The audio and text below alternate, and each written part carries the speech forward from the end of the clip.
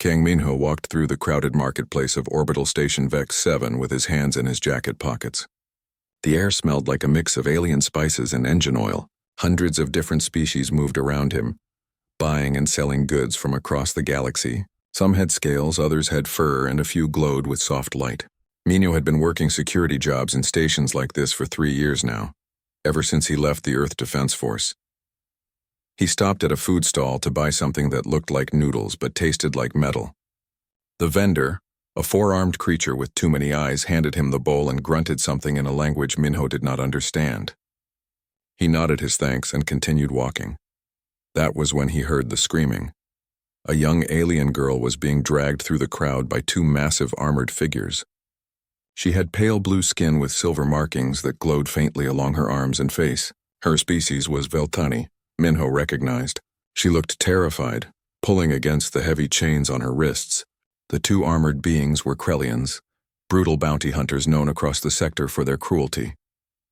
The crowd parted quickly. Nobody wanted trouble with Krellians. They were the muscle for the Galactic Arbitration Council, the government that ruled most of known space. If they were hauling someone away in chains, that person was already considered guilty. Minho should have kept walking. This was not his business. He had learned long ago that getting involved in alien politics only brought pain. But something made him stop. Maybe it was the look in her eyes. Maybe it was the way the crowd looked away, pretending not to see. Maybe he was just tired of being smart. He moved closer, following the Krellians as they dragged the girl toward the detention block. One of them noticed him and growled, "Move along, human." "This does not concern you. What did she do?" Minho asked, keeping his voice calm. The Krellian laughed, a sound like grinding rocks. "She murdered Ambassador Vrek of the Krellian High Command. The council has sentenced her to execution. 3 days from now, she dies." The girl looked at Minho then. Their eyes met for just a second.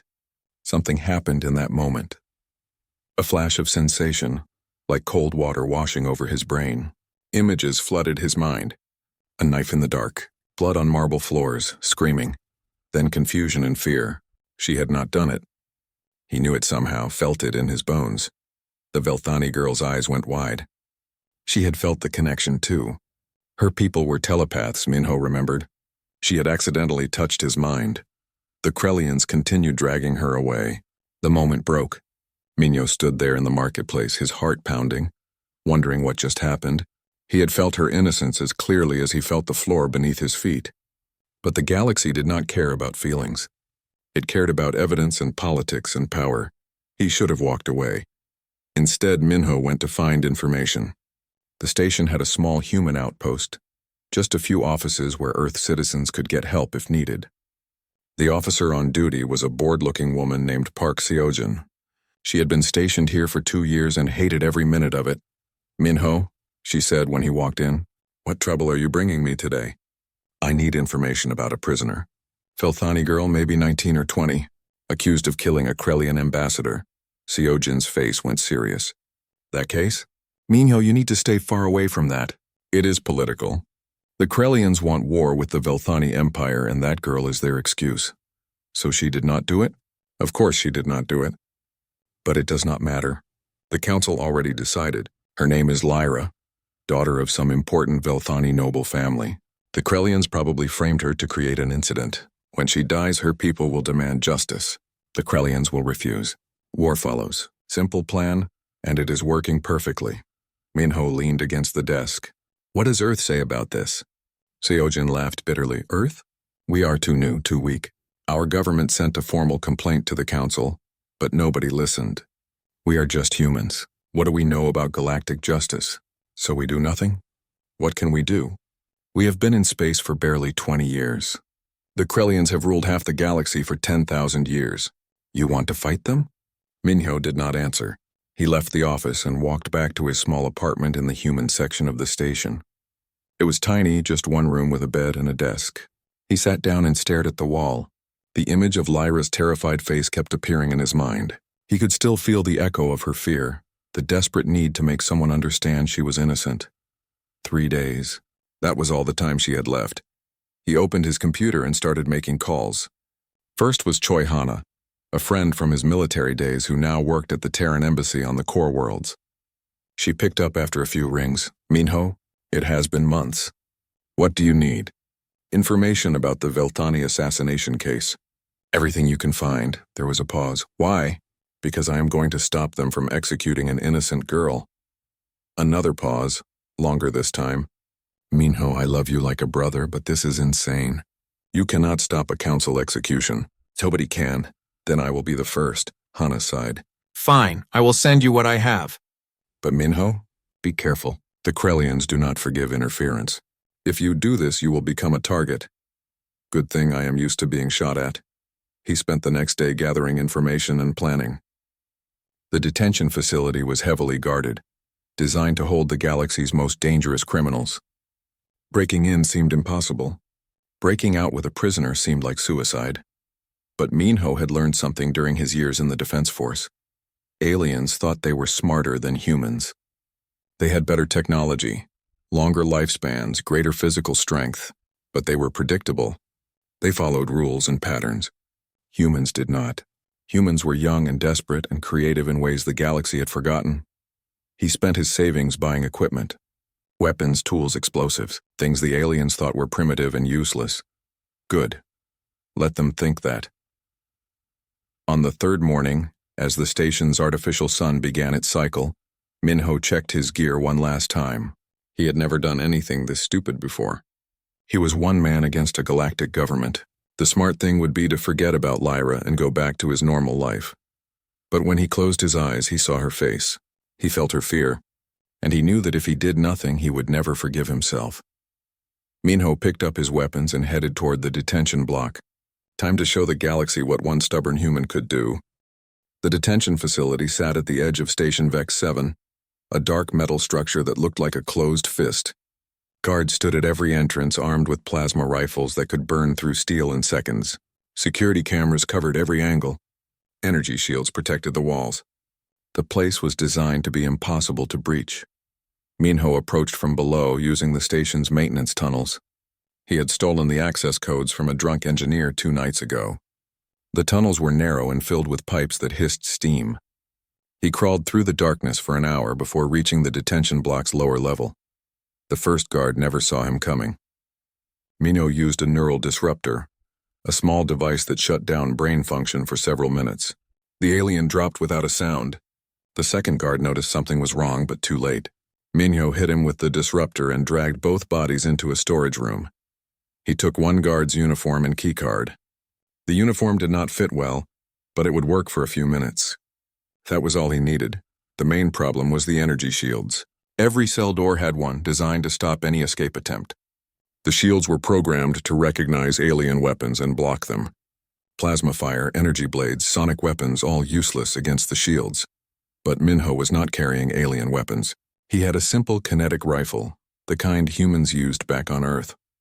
It fired bullets, actual metal projectiles pushed by explosive powder. The galaxy considered such weapons ancient and crude. Energy weapons were cleaner, more efficient, more civilized. That was exactly why Minho loved his rifle. He reached the cell block and checked his scanner. Lyra was being held in cell 47, third level. Minho took the elevator up, his heart pounding. 2 more guards stood outside the cell block entrance. They looked bored. Shift change already? One asked in broken Earth language. Minho nodded and grunted something non-committal. The guard frowned, suspicious now. His hand moved toward his weapon. Minho shot him. The bullet passed right through the guard's energy shield, which was not programmed to stop such primitive projectiles. The second guard had time to shout before Minho shot him too. Alarms began screaming throughout the facility. No more time for stealth. Minho ran towards cell 47, his rifle ready. More guards poured into the corridor. He fired as he ran, his bullets punching through their shields like they were not even there. The aliens fell, confusion on their faces. How was a human doing this? Cell 47 was at the end of the hall. Lyra sat inside, her hands bound with energy cuffs. A metal collar around her neck blocked her telepathic abilities. She looked up when Minho appeared, her eyes wide with shock. "You," she whispered. "From the marketplace." No time to talk. Minho aimed his rifle at the cell's control panel and fired. Sparks flew. The energy shield flickered and died. He grabbed Lyra's arm and pulled her out. "Wait, the collar, I cannot." Minho shot the collar. The energy field around it collapsed and the metal fell away. Lyra gasped as her telepathic senses returned. "You are insane," she said. "They will kill you for this, only if they catch us. Can you run?" She nodded. They ran back down the corridor, stepping over unconscious guards. More aliens appeared ahead of them, blocking the way. Minho fired, but his rifle was running low on ammunition. This was going to be close. Lyra grabbed his shoulder. Her eyes glowed silver. "Trust me," she said. Before Minho could respond, Lyra's telepathic power exploded outward. The guards ahead of them screamed and grabbed their heads. They fell to the floor, overwhelmed by whatever Lyra had sent into their minds. She was panting now, exhausted from the effort. "Nice trick," Minho said. "I cannot do it again. Too tired." They reached the maintenance tunnels and climbed down into the darkness. Behind them, alarms continued to scream. The entire station would be looking for them soon. Minho led Lyra through the tunnels, following a path he had memorized. They had to reach Docking Bay 12 before security locked down all the ships. "Why are you doing this?" Lyra asked as they ran. "You do not know me. You are human. This is not your fight." "Maybe that is exactly why I am doing it," Minho said. "Because nobody else will." They emerged from the tunnels near the docking bays. Minho's ship, the Steady Hand, waited in Bay 12. It was an old transport vessel, modified with better engines and weapons. Nothing fancy, but it was fast and reliable. Guards were already running toward the docking bays. Minho and Lyra sprinted across the open space. Plasma bolts flew past them, scorching the metal floor. Minho returned fire, forcing the guards to take cover. They reached the Steady Hand and climbed aboard. Minho jumped into the pilot seat and started the engines. Lyra strapped herself into the co-pilot chair, still breathing hard. "You know they will follow us," she said. "I know. Hold on." The ship lifted off without waiting for clearance. Minho punched the throttle and blasted out of the docking bay. The station's defense guns opened fire immediately. Energy bolts exploded around them as the Steady Hand accelerated away. Minho pushed the ship hard, dodging and weaving through the weapons fire. Lyra closed her eyes, her hands gripping the armrests. After a few terrifying minutes, they cleared the station's weapons range. Empty space opened up before them. "Are they following?" Lyra asked. Minho checked his scanner. 3 ships had launched from the station, all of them faster than the Steady Hand. "Yes, we need to jump to hyperspace, but not yet. Too close to the station. The gravity will tear us apart. How long until we can jump?" 5 minutes. "And how long until they catch us?" Minho looked at the scanner again. 4 minutes. Lyra stared at him. Then incredibly she laughed. It was a desperate, slightly hysterical sound. "You really are insane. Probably. But I got you out, did I not?" The pursuing ships were gaining fast. Minho pushed the Steady Hand to maximum speed, but it was not enough. Energy bolts began hitting their shields. The ship shook with each impact. "Shields at 60%, Minho said. "Come on, just a little more." Lyra watched the scanner. The enemy ships were right behind them now. 1 more minute and they would be in weapon range for a killing shot. She looked at Minho, this strange human who had risked everything for her. "I touched your mind in the marketplace," she said quietly. "I felt your memories. You were a soldier. You lost people you cared about because nobody helped them when they needed it. That is why you are doing this." Minho did not look at her. His eyes stayed locked on the controls. "Maybe. You cannot save everyone, Minho." "No, but I can save you." The scanner beeped. They were clear of the station's gravity well. Minho's hand slammed down on the hyperspace control. The stars stretched into lines of light. The Steady Hand jumped and the pursuing ships fell away into normal space. They were safe. For now. Minho sagged back in his chair, exhausted. His hands were shaking. That had been too close. Lyra was looking at him with an expression he could not read. "Thank you," she said. "I do not understand why you helped me, but thank you. You are innocent. That is enough reason. The galaxy does not care about innocence. Then maybe the galaxy needs to change." Minho turned to face her. "Now we need to prove you did not kill that ambassador. Because right now we are both fugitives, and every bounty hunter in the sector will be looking for us." Lyra nodded slowly. "There was evidence. Security footage that showed me in the ambassador's room. But I was not there that night. Someone made it look like me. Then we find out who, and we make them pay." Outside the cockpit window, hyperspace flowed past in rivers of light. They were heading away from civilized space, into the lawless regions where even the Council's reach was limited. It would give them time to plan. Minho looked at his scanners one more time. No pursuit, not yet. But they would come eventually. The Krellians did not forgive, and they never forgot. Good, let them come. Minho was done running from bullies, whether they were human or alien. The asteroid belt colonies existed in a gray zone of galactic law. Here, miners carved homes into rocks floating in space. Pirates sold stolen goods. Criminals hid from justice. The Galactic Council rarely bothered with these places. Too much effort for too little reward. Perfect for hiding. Minho brought the steady hand into a small settlement called Rock Haven. It was built inside a massive asteroid, with corridors and chambers carved into the stone. A few hundred people lived here, most of them outcasts or criminals. Nobody asked questions in Rock Haven. That was the first rule of survival. They docked the ship in a private bay that Minho paid for with the last of his credits. Lyra followed him through the dark corridors, staying close. Aliens of every species walked past them, some giving them suspicious looks. A human and a Velthani traveling together was unusual. "Where are we going?" Lyra asked. "To see someone who owes me a favor." They reached a small shop at the end of a tunnel. The sign above the door read, "Information Exchange" in 6 different languages. Inside, a young human man sat surrounded by computer screens and data pads. He looked up when they entered, and his face went pale. "No," Yoon Daeho said immediately. "Whatever you want, the answer is no. Daeho, I need help. I heard about what you did on Vex 7. Are you crazy? The entire Krellian military is looking for you." Daeho noticed Lyra standing behind Minho. His eyes went wide. "That is her. That is the Velthani girl. Minho, what did you do?" "I stopped an execution." "You started a war is what you did. Do you have any idea how much trouble you are in?" Minho sat down in front of Daeho's desk. "I know, that is why I need your help. You are the best information broker in the belt. If anyone can find the truth about who really killed that ambassador, it is you." Daeho ran his hands through his hair. "This is suicide. The Krellians will kill me if they find out I helped you. You owe me. Remember Titan Station? I saved your life. I knew you would use that eventually." Daeho sighed. "Fine, but after this we are even. No more favors. Deal?" Daeho turned to his computers and started typing. Lines of code scrolled across the screens. "Tell me everything. Start from the beginning." Lyra stepped forward. "I am Princess Lyra of House Velthara. 3 weeks ago, I was attending a diplomatic meeting on the Council's central station. Ambassador Vrek of the Krellian High Command was there. We spoke briefly about a trade agreement. That night he was murdered in his quarters. The security footage showed someone who looked exactly like me entering his room. But I was asleep in my own quarters.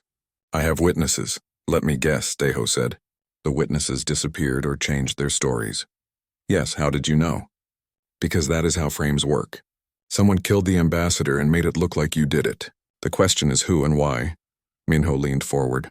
"Can you access the original security footage?" "Maybe. The Council's security is good but not perfect. Give me a few hours." They waited while Daeho worked. Lyra sat quietly, her expression troubled. Minho could see the stress on her face. She had been running for weeks, always one step ahead of capture. Now she finally had a chance to rest and the exhaustion was catching up with her. "You should eat something," Minho said. "I am not hungry." "Eat anyway. You need strength." Lyra smiled slightly. "You are very bossy for someone who is not even my species." "I am bossy with everyone." Ask Daeho. "It is true," Daeho called from his computers. "He once told me how to run my own business." "Very annoying." Despite everything, Lyra laughed. It was a small sound, but genuine. Minho found himself smiling too. 3 hours later, Daeho leaned back in his chair and rubbed his eyes. "Okay, I found something." The security footage was definitely altered. Someone used a biological projection system to create a copy of your appearance. It is expensive technology, usually only available to military or intelligence agencies. "Which means this was planned by someone with resources," Minho said. "Exactly. But there is more. I tracked the payment for the projection system. It went through several shell companies, but I followed the trail. The final payment came from a Krellian military account." Lyra stood up quickly. "The Krellians killed their own ambassador?" "Looks like it. Probably a faction within their military that wants war with your people. They killed Rek, blamed you, and now they have their excuse for conflict." Minho felt anger rising in his chest. So an innocent girl was going to die for politics. "Welcome to galactic government," Daeho said bitterly. This happens all the time. The powerful play their games and the weak suffer. Not this time. Minho stood up. We have evidence now. We can expose the conspiracy. Daeho laughed. Expose it to who? The council. They already decided Lyra is guilty. Do you think they will admit they were wrong? That would be embarrassing. Then we make it so embarrassing they have no choice. Guess how? Minho thought for a moment. We force a public trial. Make them examine the evidence in front of the whole galaxy. If we do it right, they cannot ignore the truth. That is insane, Daeho said. Even more insane than breaking her out of prison. Do you have a better idea? Daeho did not answer. Nobody did. It was a desperate plan, but it was all they had. Lyra placed her hand on Minho's shoulder. Why are you doing all this? You could have just taken me somewhere safe and left. But you are still fighting for me. Why? Minho looked at her. In the dim light of Daeho's shop, her silver markings glowed softly. She was young and scared and far from home, but there was strength in her eyes, a determination to survive. Because it is the right thing to do, he said simply, and because someone has to stand up to bullies, even if those bullies run half the galaxy. Lyra's eyes shimmered with tears. My people were wrong about humans. They said you were primitive and violent, but you have more honor than most species I have met. We are still pretty violent, Minho admitted, but we try to point that violence in the right direction. Daeho cleared his throat. This is very touching, but we have a problem. The bounty on both of you just went up. 2 million credits. Every hunter in the sector will be coming after you. Then we need to move fast. Minho turned to Lyra. How do we contact your family? They need to know you are alive and innocent. I can send a message through secure channels, but they may not believe it. The evidence against me is strong. They will believe it when we show them the truth. Daeho, can you package all this evidence into something we can transmit? Already done. But Minho, even with evidence, this is dangerous. The Krellians will not let this go. They need this war. Then we stop the war. You are one man. No. Minho looked at Daeho, then at Lyra. I am one human, and we do not give up. The words hung in the air. Daeho shook his head, but he was smiling. You are going to get us all killed. But fine, I will help. What do we do first? First, we get this evidence to people who can use it. Lyra's family, the Velthani government, and anyone else who might listen. Second, we contact Earth. My government needs to know what is happening. They have been quiet about this whole situation, but maybe they will help if they know the truth. And third, Lyra asked, third, we prepare for the fight of our lives, because when the Krellians realize what we are doing, they will come for us with everything they have. Lyra nodded slowly. I am ready. Whatever happens, I am grateful you gave me a chance to prove my innocence. That is more than anyone else did. Minho felt something strange in his chest. Pride, maybe, or purpose. He had spent 3 years drifting through space, taking jobs just to survive. But this felt different.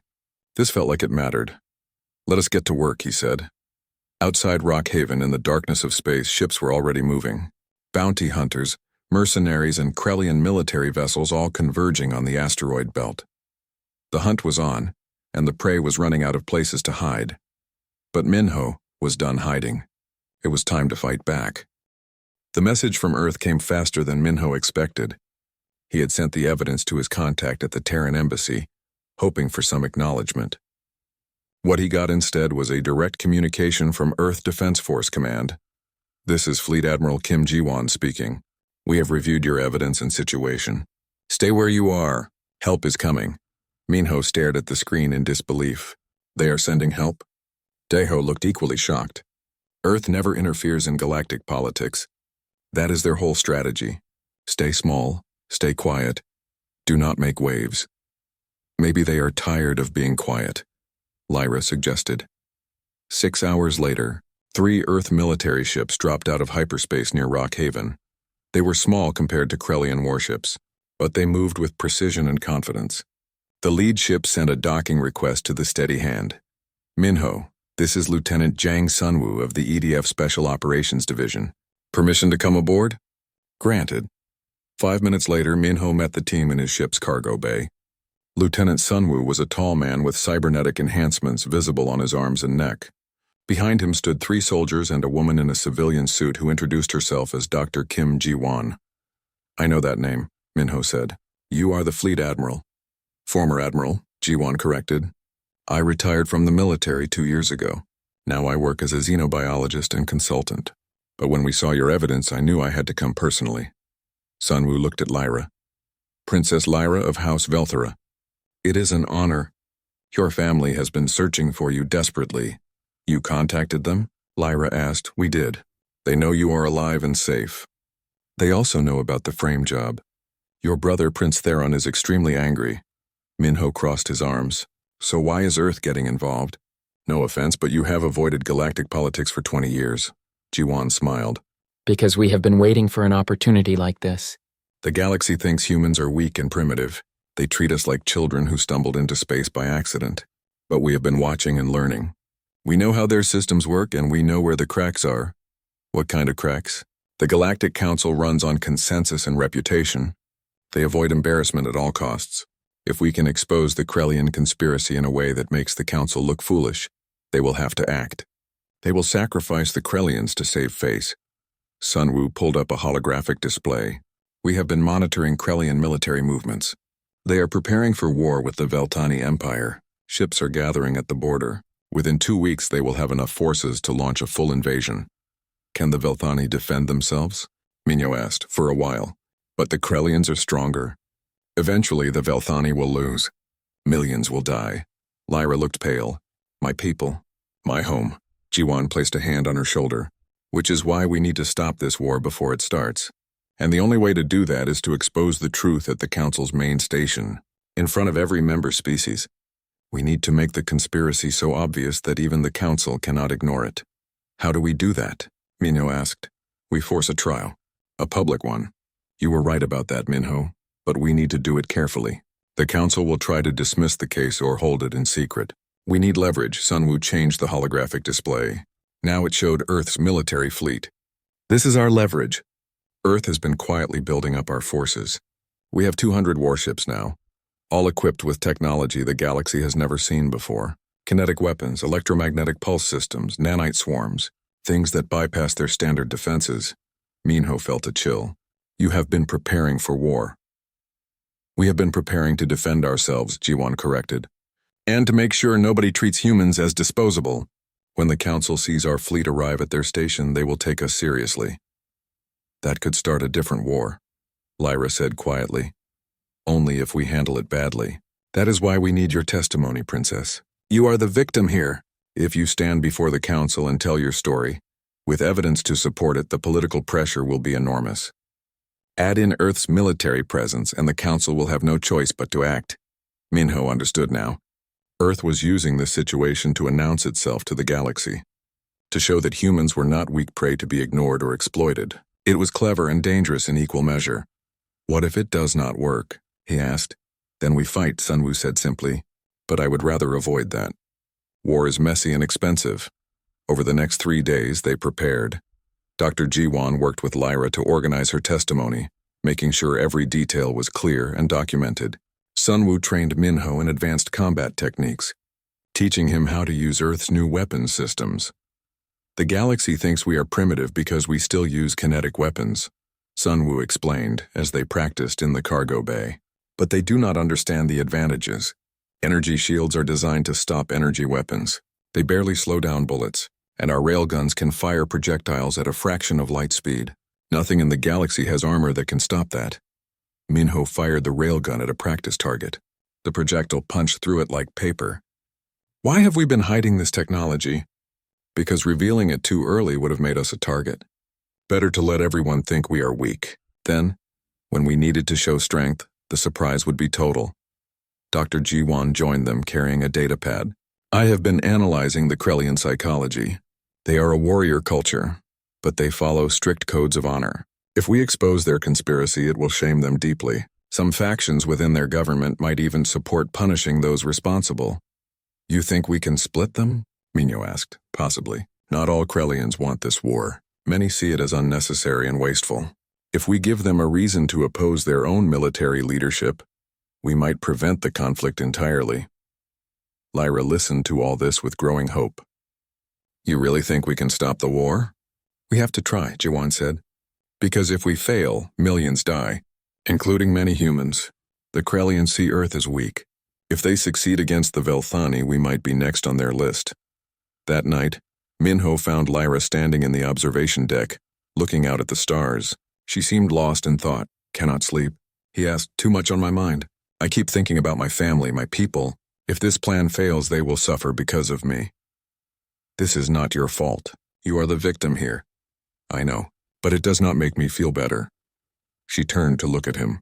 Your people are risking so much to help me. Earth could stay neutral and safe. Why take this risk? Minho thought about it. Because staying neutral when someone is being hurt is not really being neutral. It is taking the side of the bully. And humans have had enough of bullies, whether they are from Earth or across the galaxy. Lyra smiled. You have a good heart, Minho. All of you humans do. I think that is your real strength. Not your weapons or your ships, but your refusal to look away from injustice. Maybe, or maybe we are just too stubborn to know when to quit. They stood together in comfortable silence, watching the stars. Tomorrow they would travel to the council station. Tomorrow everything would be decided. But for now, in this quiet moment, there was peace. The next morning, the Earth fleet arrived. 50 warships, all painted with Earth's blue and white colors.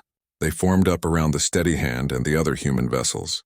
It was the largest military force Earth had ever deployed in deep space. Sunwoo opened a communication channel. All ships, this is Lieutenant Sunwoo. We are about to make history. Earth has been silent for too long. Today we show the galaxy that humanity stands for justice, that we will not tolerate conspiracies and political games that cost innocent lives. Stay sharp, stay ready, and remember your training, for Earth and for what is right. The fleet jumped to hyperspace together.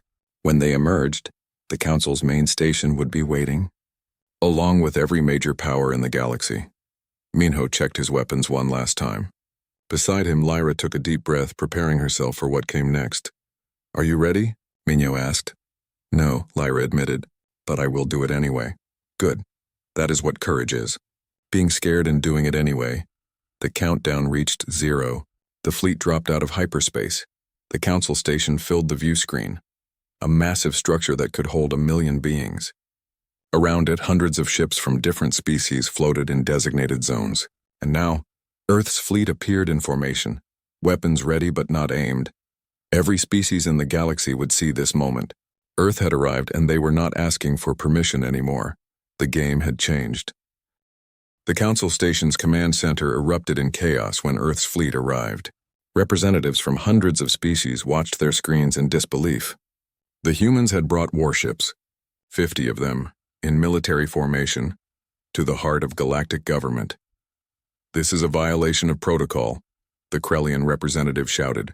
No military forces are allowed within the neutral zone. Ambassador Han Jian of Earth stood calmly at her podium. We are invoking Article 7 of the Galactic Charter.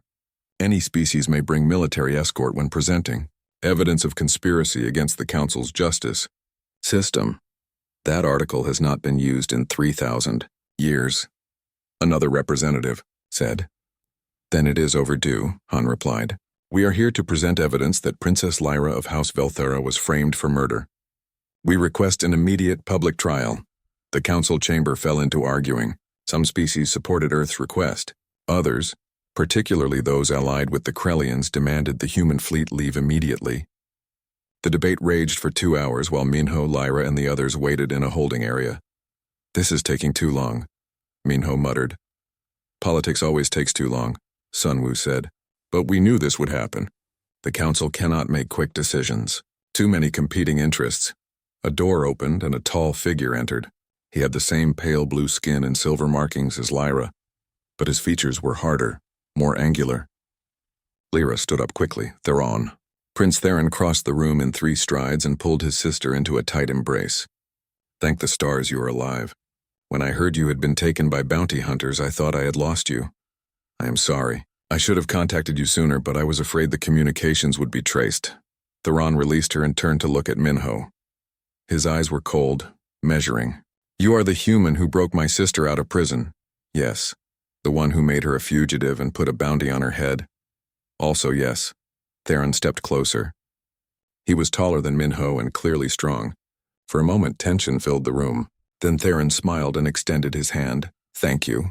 You saved her life when the rest of the galaxy abandoned her. House Velthara is in your debt.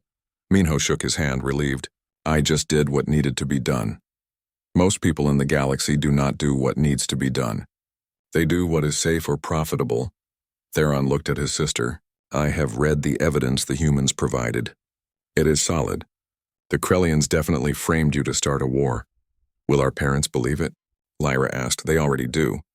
Mother is furious. Father is preparing our military for defense. If the council does not act, there will be war regardless. Dr. G1 stepped forward. That is what we are trying to prevent, Prince Theron. A war benefits nobody except the Krellian military faction that started this conspiracy. I understand, and I support your plan for a public trial. But there is a complication. Theron pulled up a holographic display. The Krellian fleet is moving toward our border faster than expected. They may attack before the trial can conclude. How long do we have? Sunwoo asked. 4 days. Maybe 5, Minho cursed. That is not enough time. It has to be, Jion said, entering the room. The council just approved the trial. It starts tomorrow. We have one chance to present our evidence and expose the conspiracy. Everyone looked at Lyra. She stood straighter, trying to appear confident. But Minho could see the fear in her eyes. Tomorrow, she would stand before the entire galaxy and tell her story. If they believed her, she lived and the war might be stopped. If they did not, she would die and millions would follow. I will be ready, Lyra said quietly. That evening, they held a strategy meeting. Dr. G1 explained the plan step by step. The trial will be broadcast across the galaxy. Every species will watch. That is our advantage. The council cannot hide the truth if billions of people are watching. The Krellian prosecutor will be aggressive, Theron warned. They will try to discredit Lyra and dismiss the evidence. Let them try, G1 said. We have forensic analysis that their own scientists cannot deny. We have traced the money trail. We have the altered security footage. And we have Lyra's testimony. Sunwoo added, our fleet will remain in position during the trial, a reminder that Earth is watching and will not tolerate injustice. What if the council rules against us anyway? Minho asked.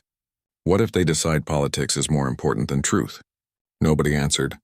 That was the nightmare scenario. All this effort, all this risk, and the council might still choose to protect their reputation over doing what was right. Lyra stood up. If they do that, then the council itself is broken. And maybe that is something the galaxy needs to see.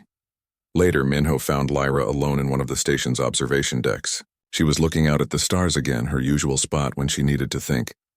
Tomorrow is the big day, Minho said, joining her. I am terrified, Lyra admitted. What if I say the wrong thing? What if I cannot convince them? You will do fine. Just tell the truth. That is all you can do. The truth does not always win, Minho, you know that. Maybe not, but we have to try anyway. He looked at her. You are stronger than you think, Lyra. You survived weeks of being hunted. You did not break when they sentenced you to death. You were still fighting when most people would have given up. That is real strength. Lyra turned to face him. In the dim light, her silver markings glowed softly. I could not have survived without you. You gave me hope when I had none. I just pointed you in the right direction. You did the surviving part yourself. They stood close together, neither speaking. Finally, Lyra said, if we fail tomorrow, I want you to know something. Meeting you changed how I see humans. Your people are not primitive at all. You have something most advanced species lost long ago. You still believe things can be better. You still fight for what is right even when it is hopeless. It is only hopeless if we give up. Exactly. Lyra smiled. That is what makes humans special. The next morning came too quickly. Minho put on his best uniform, what passed for formal wear among Earth military personnel. Lyra wore traditional Veltani robes, white and silver, marking her as royalty. Together with Theron, Jiwan, and Sunwoo, they walked to the council chamber. The chamber was massive, designed to hold representatives from 500 species. Every seat was filled. Cameras from every major news network pointed at the center stage. Billions would watch this trial. The council judges sat at an elevated platform, 7 of them representing the major powers. The Krellian judge looked angry already. The others appeared neutral, but Minho knew appearances could be deceiving. The head judge, a being made of crystalline structures that refracted light, spoke in a voice that echoed through the chamber. This council recognizes the case of Princess Lyra of House Velthara. accused of murdering Ambassador Rek of the Krellian High Command. The defense has requested this trial be public and immediate. We have agreed. Let the proceedings begin. The Krellian prosecutor stood. He was a massive warrior covered in scales and scars. The evidence against the accused is clear. Security footage shows her entering the ambassador's chambers. Biological markers prove she was present. She had motive as the ambassador opposed Velthani expansion. That is a lie, Lyra said loudly. Silence, the head judge commanded. You will have your turn to speak. The prosecutor continued for an hour, presenting his case. The footage looked damning. The biological evidence seemed solid. By the time he finished, many in the audience were nodding. It looked like an open and shut case. Then it was the defense's turn. Dr. Jiwon stepped forward. Honorable Counsel, I am Dr. Kim Jiwon of Earth. I am a xenobiologist specializing in forensic analysis. I have examined the evidence presented by the prosecution, and I can prove it was manufactured. She activated a holographic display. This security footage shows someone who looks like Princess Lyra. But notice the pixel degradation at the edges of her image. This is consistent with biological projection technology, which creates a temporary copy of someone's appearance. The prosecutor objected. That technology is rare and expensive. Yes, only available to military and intelligence agencies. Agencies like your own Krellian Defense Bureau. Jiwon brought up financial records. We traced the payment for this projection system. It went through 6 shell companies but ultimately came from a Krellian military account. The audience murmured. The Krellian judge was turning red. Jiwon continued. The biological markers were also planted. We found traces of preservation chemicals in the samples, indicating they were collected earlier and deposited at the scene. Princess Lyra was in her quarters all night. We have independent witnesses who can confirm this. She presented statement after statement, each one supporting Lyra's innocence. The prosecutor tried to object, to discredit the evidence, but Jiwon had anticipated every argument. Finally, it was Lyra's turn to speak. She stepped forward, facing the council with her head high. I did not kill Ambassador Rek, she said clearly. I was framed by people who want war between my people and the Krellians. They are using me as an excuse to start a conflict that will kill millions. She looked directly at the Krellian judge. I asked the council to investigate, find out who really killed the ambassador. Because if you execute me for a crime I did not commit, you are not serving justice. You are serving a conspiracy. The chamber erupted in debate. Species argued with each other. The judges conferred quietly.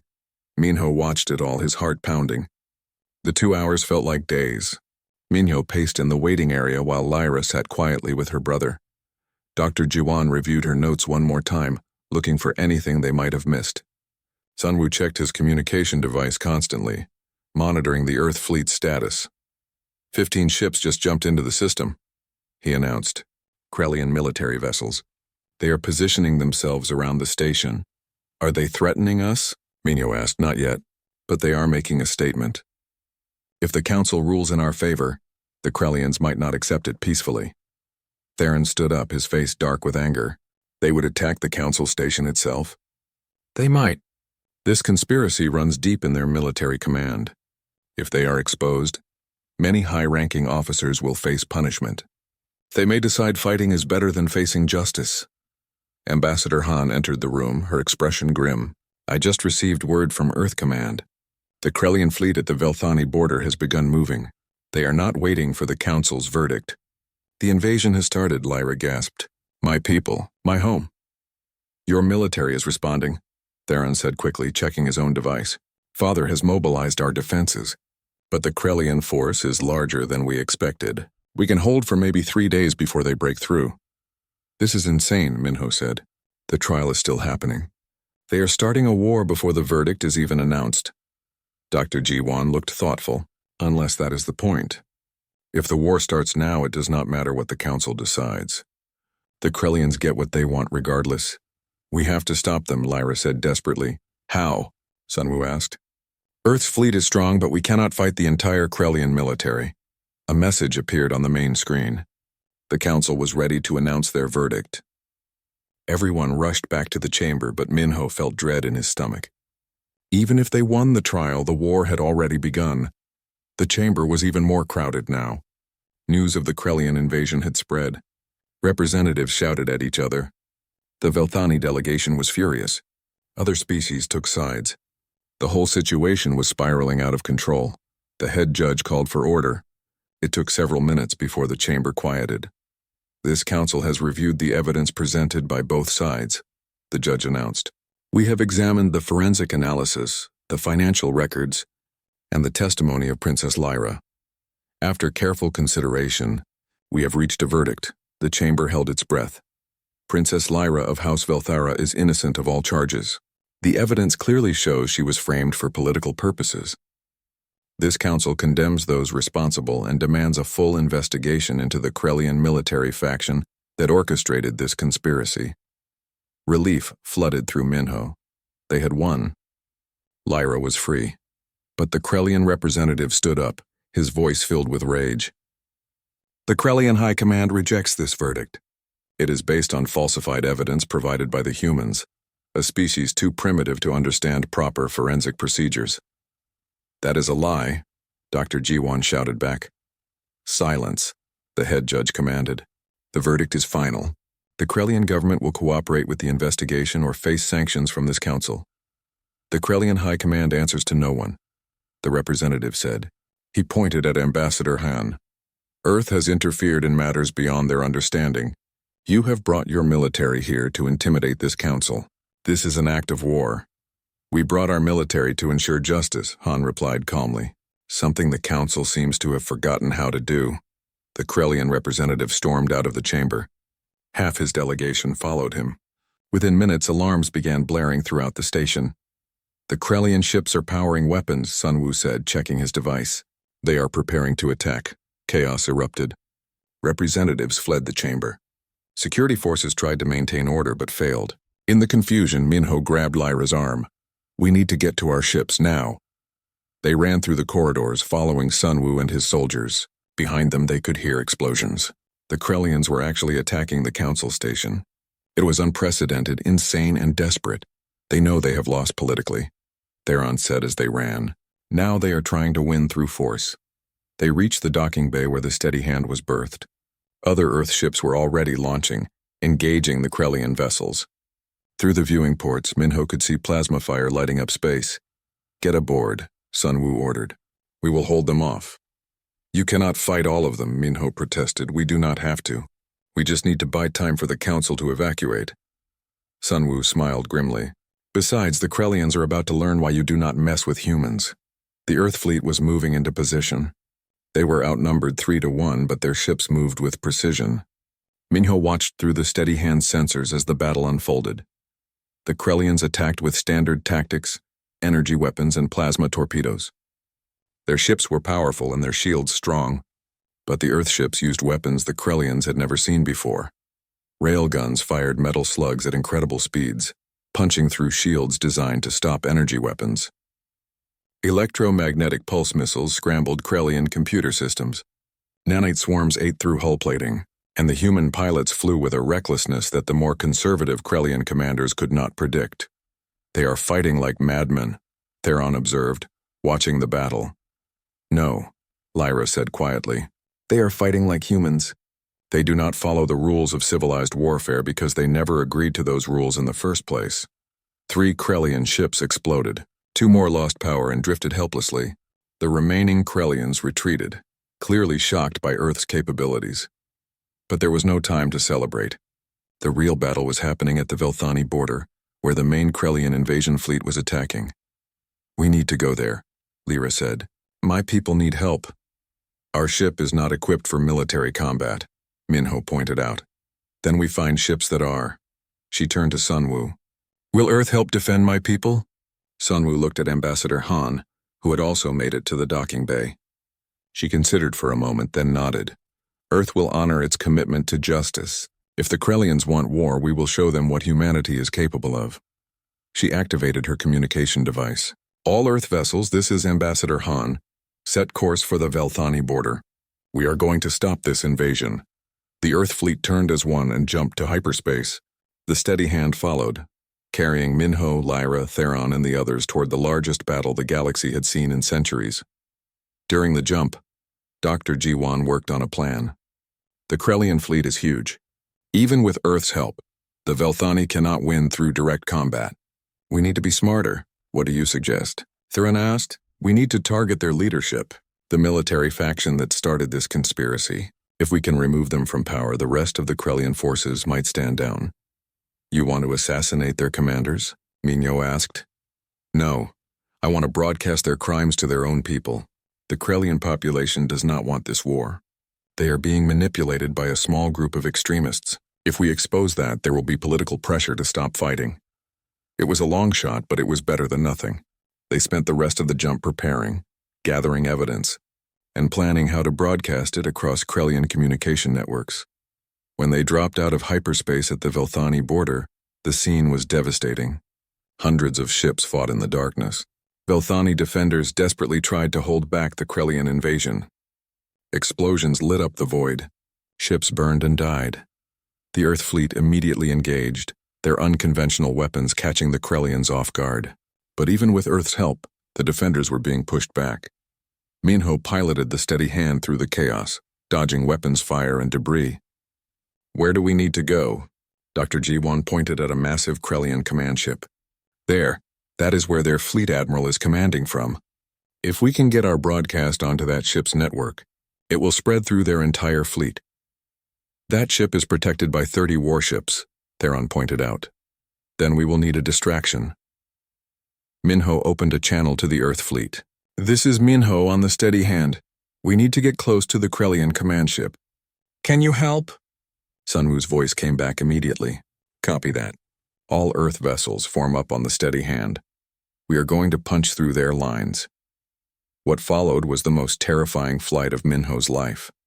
20 Earth warships surrounded the steady hand, creating a protective formation. Together they accelerated directly toward the Krellian command ship. The Krellians threw everything at them. Plasma fire, missiles, energy beams. 2 Earth ships exploded. Another lost engines and fell behind. But the rest kept going, firing constantly, creating a path through the enemy formation. Almost there, Minho said through gritted teeth. The steady hand shook with each hit to its shields. Come on, hold together. They broke through the defensive line. The command ship loomed ahead, massive and threatening. Minho brought the steady hand alongside, matching velocity. Dr. Jiwan, you are up. Jiwan worked frantically at her station, hacking into the Krellian ship's network. Security programs fought back, but human computer sys. The aftermath took weeks to settle. The Krellian government fell into political chaos as various factions fought for control.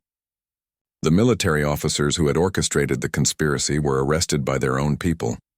Some tried to flee and were hunted down. Others faced trial and execution under Krellian law, which showed no mercy to traitors. The Galactic Council issued formal sanctions against the Krellian High Command and ordered reparations to be paid to both the Velthani Empire and to Lyra personally. More importantly, the Council implemented new oversight rules to prevent such conspiracies in the future. It was not perfect, but it was progress. Earth's role in stopping the war did not go unnoticed. Ambassador Han received communications from dozens of species requesting trade agreements and military cooperation.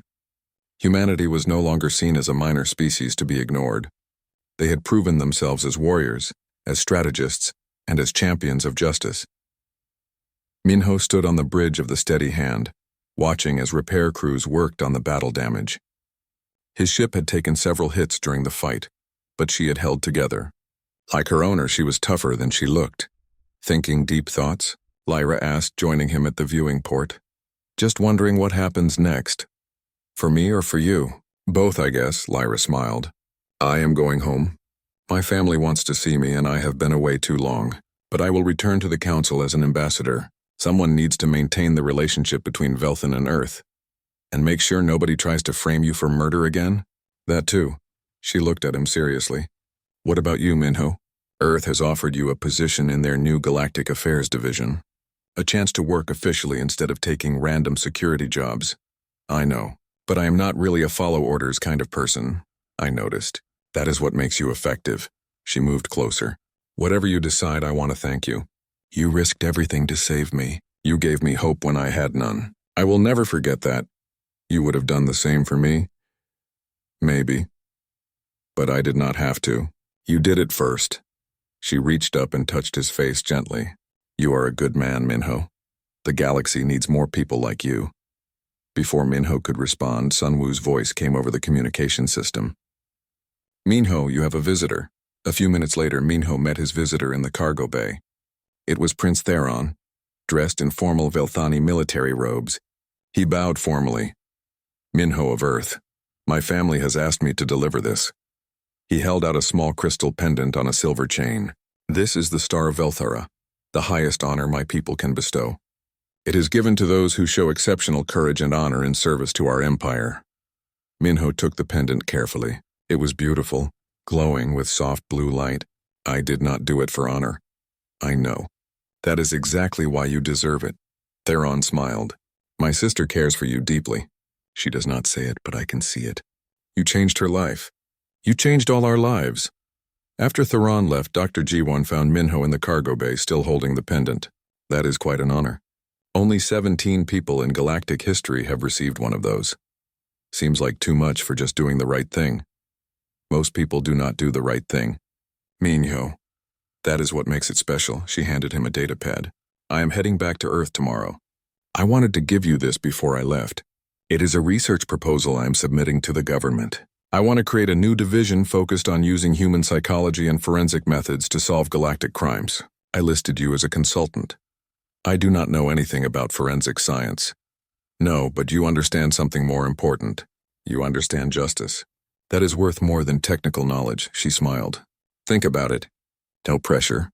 Over the next few days, more offers came in.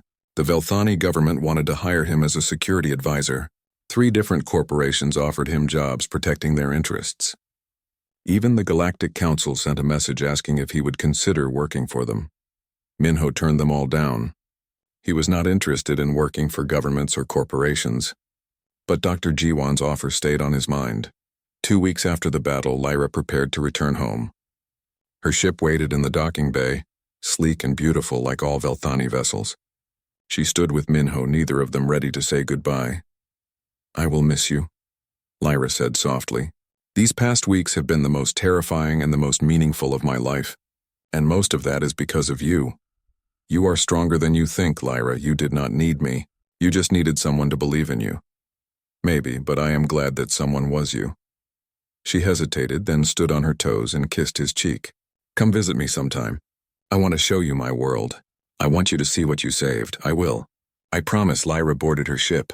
Minho watched it launch and disappear into hyperspace, carrying her home to a planet he had never seen. He felt a strange emptiness, like something important had just left his life. But there was also pride. They had won. Against all odds, against a conspiracy that stretched across the galaxy. They had won. Lyra was safe. The war was stopped, and Earth had proven itself to be a force for good. 3 months later, Minho sat in a small office on Earth, reviewing case files. Dr. G1 had convinced him to join her new division after all. They investigated crimes that crossed species boundaries, using human methods that other species overlooked.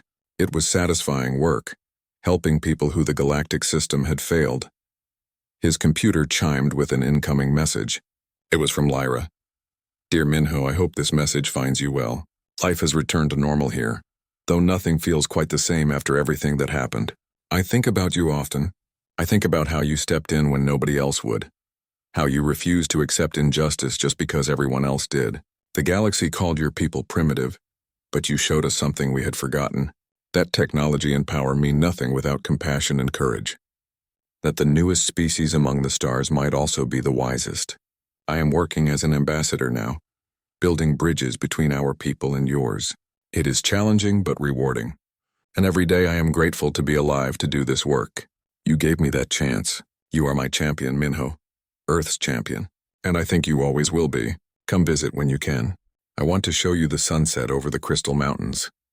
I want to introduce you to my family properly. I want to thank you again in person for saving my life. With all my gratitude and affection, Lyra. Minho read the message twice, smiling. Then he looked out his window at the Earth sky. Somewhere up there beyond the blue and the clouds was a whole galaxy full of people. Some good, some bad, most just trying to survive, and now humanity was among them. No longer weak newcomers, but equals. champions of justice who had proven that youth and inexperience could be strengths, not weaknesses. Dr. Jiwon entered his office. We have a new case.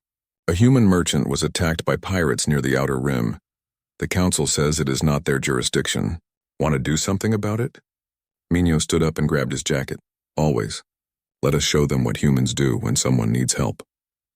They left the office together, heading toward another ship, another mission, another chance to prove that doing the right thing mattered. The galaxy was vast and often cruel, but it was also full of opportunities to make a difference. And Minho was just getting started. Years passed.